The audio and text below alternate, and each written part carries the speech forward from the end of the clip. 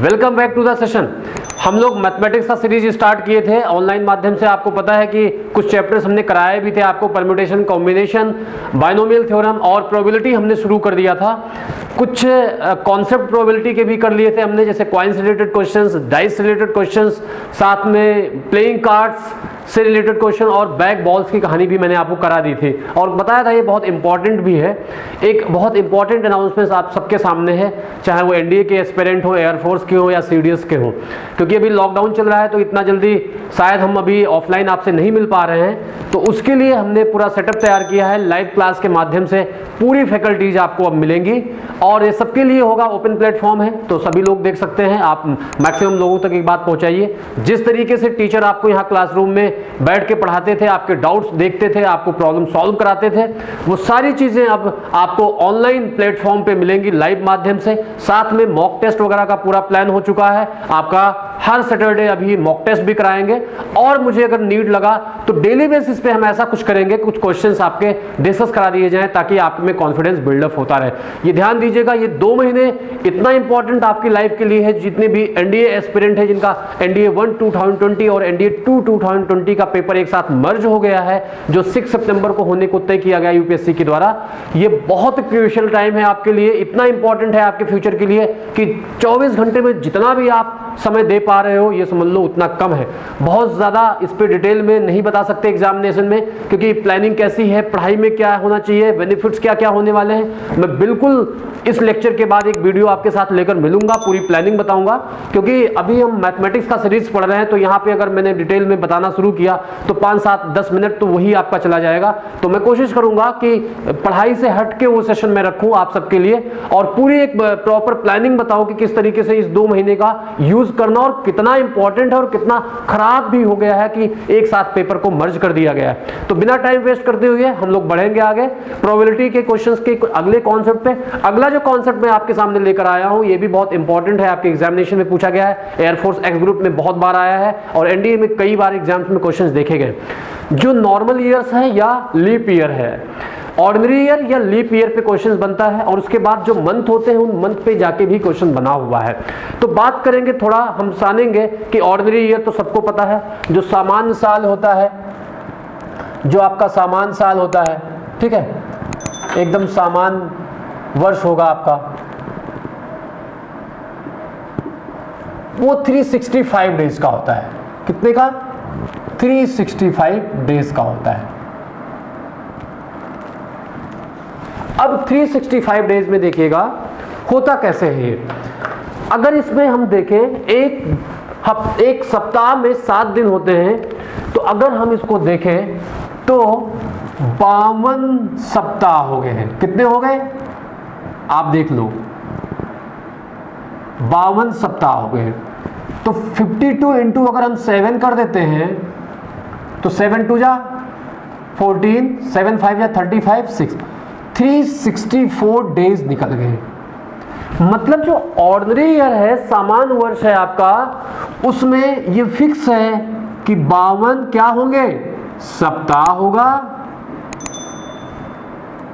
52 सप्ताह होगा आपका और 365 दिन है तो यहां +1 करना पड़ेगा और 1 डे होगा, 1 डे एक्स्ट्रा होगा, 1 डे एक्स्ट्रा होगा। ध्यान दीजिएगा, जब 52 सप्ताह है तो 52 सप्ताह में आपको पता है कि 52 संडे भी होगा, 52 मंडे, हालांकि हर सप्ताह में हर एक दिन होता है। तो इस 52 सप्ताह में 52 संडे, 52 मंडे, 52 ट्यूसडे सब कुछ है।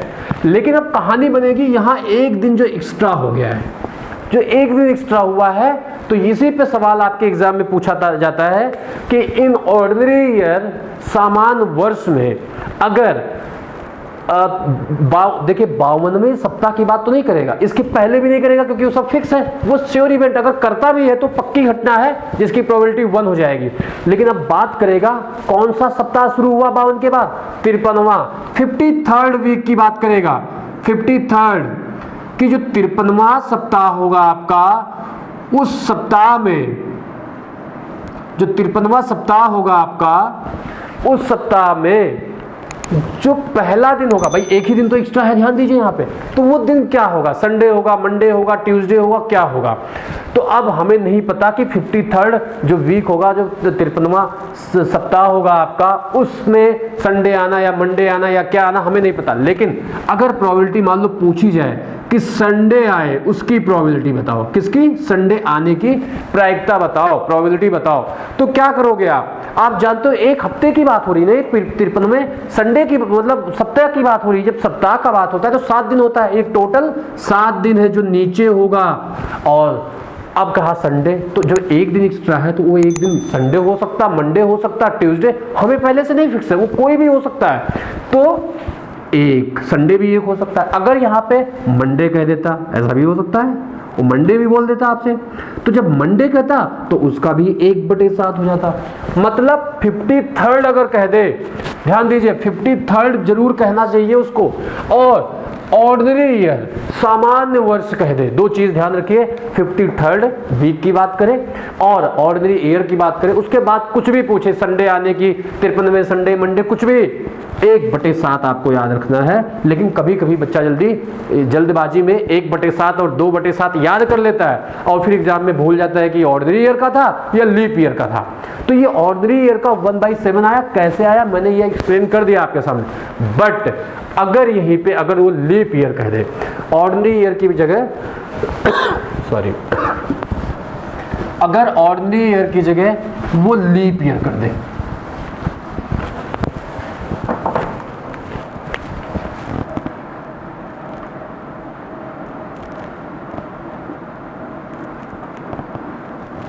अधिवर्ष बोलते हैं इसको, हिंदी में क्या बोलते हैं? अधिवर्ष कर दे।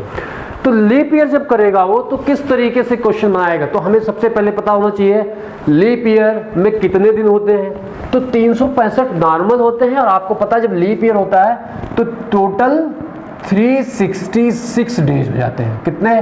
365 ना होके 366 दिन हो जाते हैं।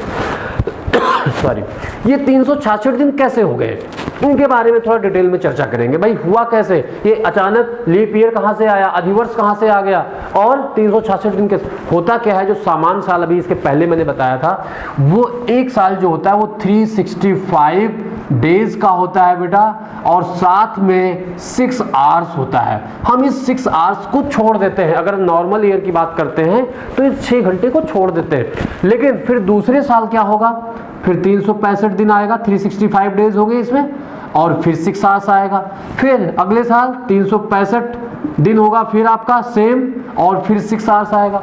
जब हम 4th ईयर पहुंचेंगे तो 365 डेज यहां होगा, इसके साथ में बेटा यहां 6 घंटे और आ जाएगा, और फिर इसको जोड़ देते हैं। तो 6 4 या 24 आवर्स हो गया, तो 1 डे हो जाता है, और एक दिन को उठा के फिर यहां हम जोड़ के 366 दिन कर लेते हैं। तो इस तरीके से लीप ईयर की कहानी सेट होती है। ये आपके समझाने के लिए था। एक बात और कि अगर लीप ईयर डायरेक्ट ना लिखे, वो सन दे दे, कहते 1986 के साल में 53वां संडे होने का बताइए, ऐसा भी कह दे, या 54वां, या कुछ भी ऐसा कर सकता है। देखिए 53वां, इसमें अगर आप देखोगे तो 52 आपके सप्ताह है, जो 52 है वो आपका सप्ताह है।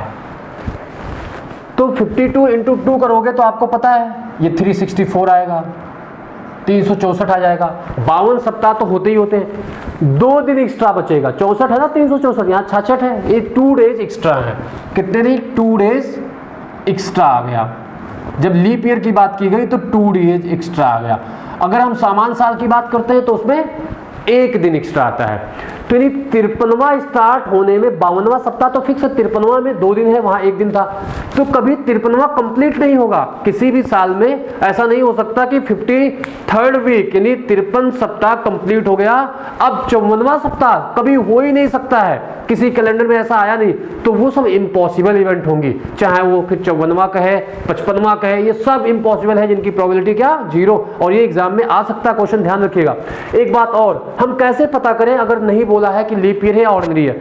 अगर किसी सामान्य साल को 4 से डिवाइड करो, अगर वो 4 से डिवाइड हो जा रहा है, इट मींस वो लीप ईयर है, कोई भी ईयर अगर है तो।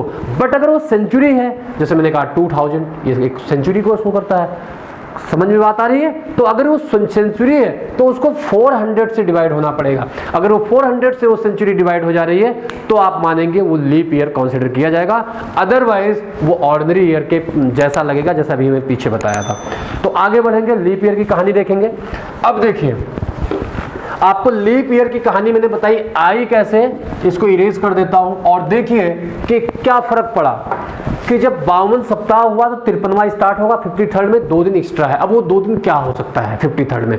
भाई हो सकता है आज संडे हो तो कल मंडे हो जाएगा, ऐसे तो हो सकता है, या आज मंडे है तो कल ट्यूसडे हो जाएगा, या आज ट्यूसडे है तो ट्यूसडे के बाद वेडनेसडे हो जाएगा, या वेडनेसडे है तो थर्सडे हो जाएगा, या थर्सडे है तो फ्राइडे हो जाएगा अगला दिन।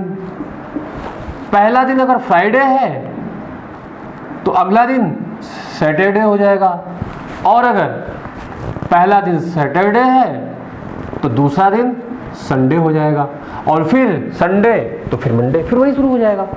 तो देखिए हर एक दिन, यहाँ संडे एक बार आया, यहाँ भी देखिए संडे एक बार आया, यहाँ मंडे एक बार, यहाँ भी मंडे, ट्यूसडे, हर एक दिन 2 बार आया है। तो अगर आपसे कहे प्रोबेबिलिटी बताइए 53rd, ध्यान दीजिएगा ये जरूर कहेगा, क्या कहेगा? 53rd वीक की, ठीक है, 53rd संडे कह दे या मंडे कह दे, कुछ भी कह सकता है 53rd में। तो 53rd में भाई सप्ताह की बात हो रही है, 53वें सप्ताह, सप्ताह में 7 दिन होते हैं टोटल, नीचे रहेगा वो, आपको पता है। ऊपर वो चीज होती है फेवरेबल आउटकम प्रोबेबिलिटी में, जिसकी बात यहाँ की जाती है कि कितने चांसेज हैं आने के। तो आप देखिए संडे एक यहाँ 2 बार आ सकता है, या अगर आप मंडे की बात करें तो हर एक दिन 2 बार आ सकता है, तो यहाँ पे आप 2 कर दोगे तो 2/7 आप इस तरीके से याद कर सकते हो। अगर लीप ईयर है, 53rd संडे मंडे ट्यूसडे कुछ भी पूछा है वो, तो 2/7। अगर वो ऑर्डिनरी ईयर है और फिर 53rd होना चाहिए, संडे मंडे कुछ भी पूछा है, तो वो 1/7। अगर 53rd से पहले पूछ ले तो पॉसिबल इवेंट है, श्योर इवेंट है ये, उसकी प्रोबेबिलिटी 1, और 53rd के आगे कहते 54th कर दे, 55th, तो वो इम्पॉसिबल इवेंट हो जाएगी जिसकी प्रोबेबिलिटी 0। इस बात को यहाँ पे ध्यान रखिए, इम्पॉसिबल इवेंट की प्रोबेबिलिटी 0 होती है। अब ये तो हमने 53rd पूरे वीक में आगे, अब मंथ भी होता है आपको पता है, तो मंथ के हिसाब से भी क्वेश्चंस आते हैं, ये बात हमें ध्यान देनी है अच्छे से। देखते हैं किस तरीके से, तो एक चार्ट बनाएंगे, उस चार्ट के माध्यम से पढ़ने की कोशिश करते हैं। सॉरी, इधर आप मंथ लिख लो, उसके बाद कितने डे होते हैं टोटल। अब आप जानते हो कोई भी ऐसा दिन नहीं, कोई भी ऐसा मंथ नहीं होता है जिसमें 31 दिन से ज्यादा हो और 28 से कम हो। तो 28 मतलब 7 4 जा 28 और 7 5 जा 35, तो 35 दिन तो किसी में होते नहीं है। तो 4 सप्ताह तो सब में होते हैं, क्योंकि 7 4 जा 28, कोई ऐसा मंथ नहीं होगा जिसमें 4 सप्ताह ना हो। तो यहाँ पे हम सप्ताह लिख लेते हैं कि कितने सप्ताह होते हैं, ठीक है, और यहां लिख देते हैं कितने एक्स्ट्रा दिन होते हैं, एक्स्ट्रा डेज। और एक्स्ट्रा डेज किसमें, ध्यान दीजिए, एक तो ऑर्डिनरी ईयर हो सकता है या वो लीप ईयर हो सकता है। ध्यान दीजिएगा, दोनों पे बहुत इंपॉर्टेंट क्वेश्चन रहेंगे। तो हम आते हैं पहले जनवरी पे। आपको पता है जनवरी, आप यहाँ से काउंट भी करने को आपको सिखाया जाता है क्लासरूम में, आपको सबको पता है। तो जनवरी आपकी 31 की होती है, ऊपर आएगा, और 31 में 4 यहाँ है, 4 वीक हो गया, 7 चौक 28 दिन। कितने एक्स्ट्रा दिन हुए? 3। तो चाहे लीप ईयर हो चाहे वो, दोनों में 3 दिन होता है, क्योंकि जो लीप ईयर में एक दिन बढ़ता है वो किस मंथ में जोड़ दिया जाता है? फेब में जोड़ दिया जाता है। ये आप सबको पता होगा, और नहीं पता तो ध्यान से समझ लीजिएगा। जनवरी, अब फेब की अगर हम बात करें तो सप्ताह तो 4 होंगे। अगर हम एक्स्ट्रा डेज की बात करें ऑर्डिनरी ईयर में तो 7 चौक 28 दिन ही होते हैं, एक्स्ट्रा डेज यहाँ 0 होगा। लेकिन अगर हम लीप ईयर कर देते हैं तो 28 29 की हो जाती है, तो 4 सप्ताह 1 दिन एक्स्ट्रा हो जाएगा आपका। क्लियर है? अब हम बात करें मार्च की। मार्च में फिर 4 वीक सब में होगा, कितने एक्स्ट्रा डेज? क्योंकि मार्च आपका 31 का होगा, 3 दिन एक्स्ट्रा, यहाँ भी 3 दिन एक्स्ट्रा। अप्रैल, अप्रैल में 4 यही होगा, यहाँ भी अब 30 हो जाएगा। देखिए जनवरी, फरवरी, मार्च, नीचे अप्रैल आएगा आपका। अप्रैल में 30 दिन का होता है मंथ, तो यहाँ 2 डेज एक्स्ट्रा, और लीप ईयर में भी 2 डेज एक्स्ट्रा होंगे। इसको लिख लेते हैं। अप्रैल के बाद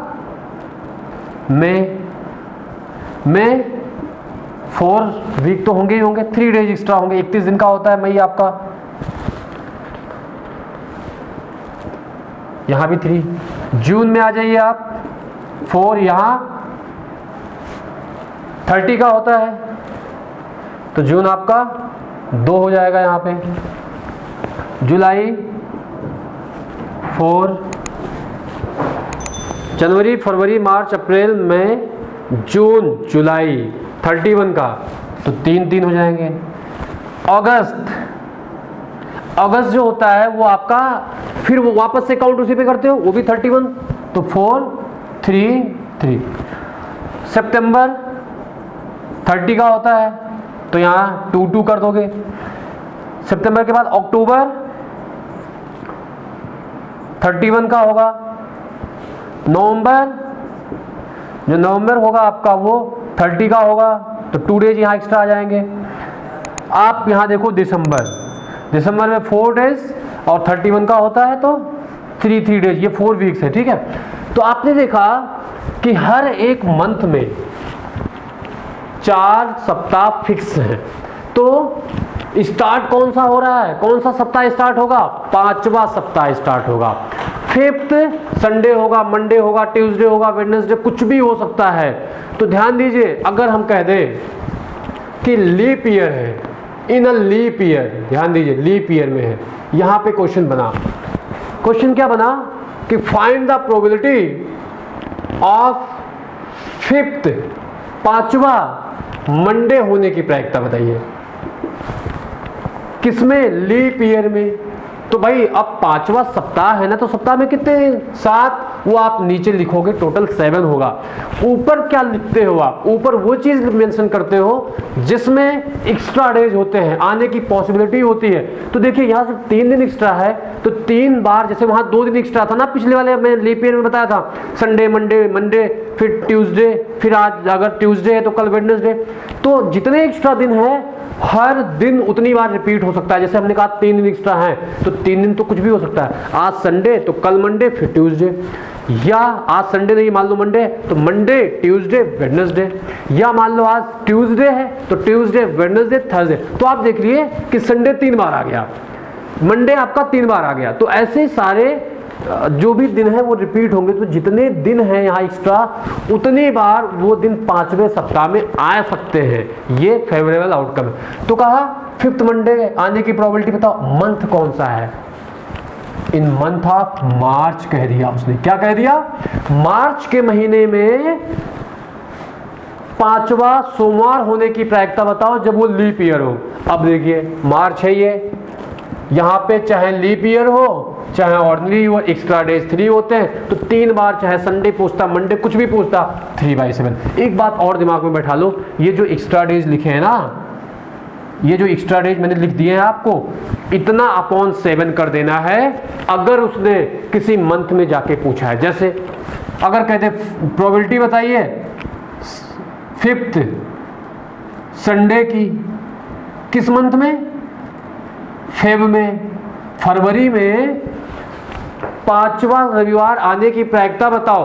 और कौन से ईयर की बात कर दे, कह दे ऑर्डिनरी ईयर है, ये ऑर्डिनरी ईयर है, मतलब लीप ईयर नहीं है, सामान्य वर्ष है। अब देखिए लीप ईयर जब नहीं होता तो फरवरी में 28 दिन होता है और एक्स्ट्रा डेज 0 होता है। तो जब एक्स्ट्रा डेज बचा ही नहीं तो 5वां सप्ताह शुरू कहां से होगा, तो इम्पॉसिबल इवेंट है। तो आंसर क्या हो गया, 0। आप ऐसे भी कर सकते थे, टोटल भाई सप्ताह में 7 दिन है और 0 है ऊपर, उसमें एक्स्ट्रा डेज, तो 0/7। यही अगर लीप ईयर कर देता, ऑर्डिनरी ईयर की जगह आप कर दे लीप ईयर कर दे, लीप ईयर कर दे, तो टोटल कितने हैं 7। और फरवरी महीने में लीप ईयर में 1 दिन एक्स्ट्रा होता है जो 5वां सप्ताह बना देगा। और वो 5वें सप्ताह कंप्लीट तो नहीं होगा लेकिन स्टार्ट हो जाएगा, वो संडे से स्टार्ट हो, मंडे से, ट्यूसडे से। तो यहाँ संडे, मंडे, ट्यूसडे कुछ भी पूछेगा, 1/7 आपका आंसर हो जाएगा। मेरी बात आपको समझ में अच्छे से आ रही होगी, क्लियर है। तो आपने देखा लीप ईयर का आंसर 1/7 आ गया, क्लियर। अब लीप ईयर ना कहे या ऑर्डिनरी ईयर ना कहे, कुछ भी दो, भाई लीप ईयर कहेगा ऑर्डिनरी ईयर ही कहेगा, जब मंथ की बात होगी तब भी मेंशन जरूर करेगा। आपने देखा लीप ईयर में केवल फर्क पड़ेगा फरवरी के महीने में। अगर ऑर्डिनरी ईयर है तो पांचवा, ध्यान दीजिए, पांचवा सप्ताह कहेगा। अगर चौथा सप्ताह कहा तो भाई 4 सप्ताह तो कंप्लीट है ना, श्योर इवेंट है जी, आंसर 1 हो जाएगा। या तीसरा सप्ताह कह दे, दूसरा कह दे, तो वो सब होने तय है, निश्चित घटना है, आंसर 1 हो जाएगा। लेकिन अगर पांचवा सप्ताह ना कहे, छठवां सप्ताह कह दे, देखिए यहाँ पे 1 दिन है, मैक्सिमम कितना है, 3 दिन एक्स्ट्रा हुआ है ना। जब 3 दिन एक्स्ट्रा हुआ है तो पांचवा सप्ताह ही कंप्लीट नहीं हुआ, 7 दिन होते हैं, तो छठवां कहां से शुरू हो पाएगा, सातवां कहां से, हो ही नहीं सकता किसी महीने में कि कभी 5 सप्ताह कंप्लीट होकर छठवां शुरू हो जाए, इम्पॉसिबल इवेंट हो जाएगा जिसकी प्रोबेबिलिटी 0। ध्यान दीजिएगा, ये पांचवा यहां जरूर आना चाहिए, तब इनके एक्स्ट्रा डेज जितने भी हैं उतना अपान समझ। जैसे हमने कहा दिसंबर महीने में प्रोबेबिलिटी बताइए 5th फ्राइडे आने की, 5th फ्राइडे किस महीने में कह दिया, दिसंबर महीने में, बताइए दिसंबर महीने में बताइए।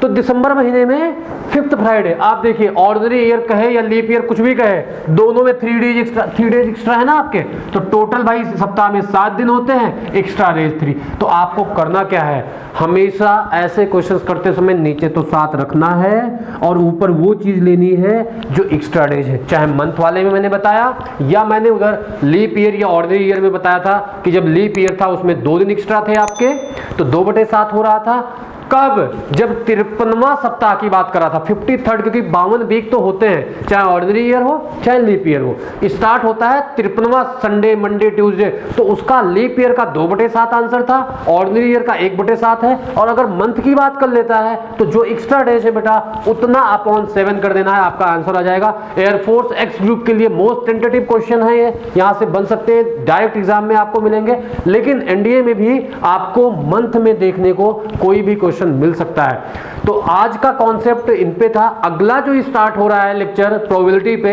वो एग्जाम व्यू से बहुत इंपॉर्टेंट है क्योंकि ये पूरा थ्योरम चलेगा।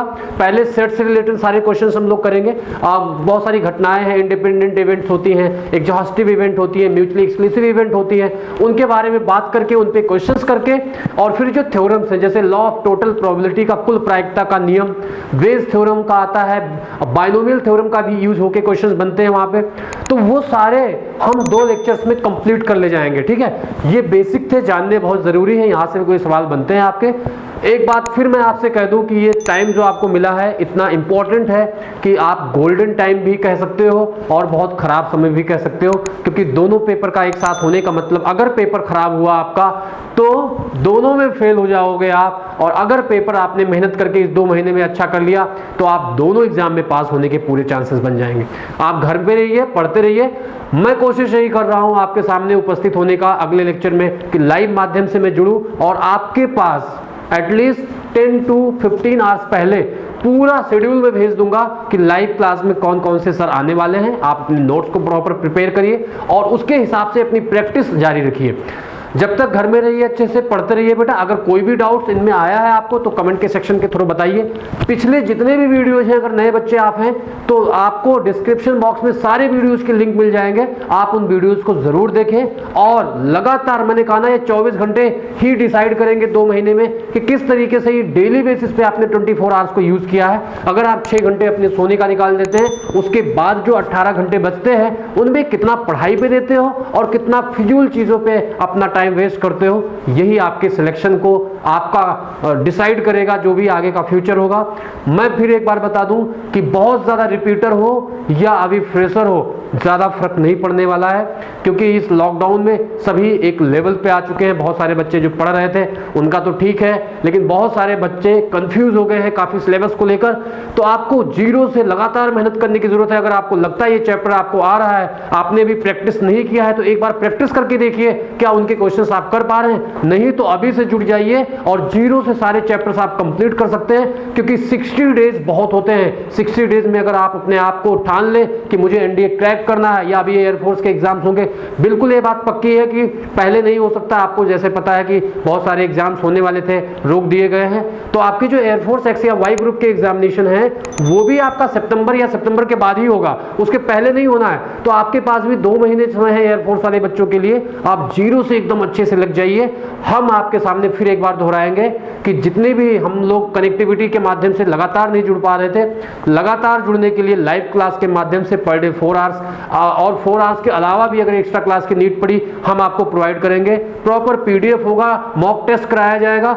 आप जुड़े रहिए, कोई भी डाउट है सेंड करते रहिए। जब तक के लिए ऑल द बेस्ट, जय हिंद, जय भारत।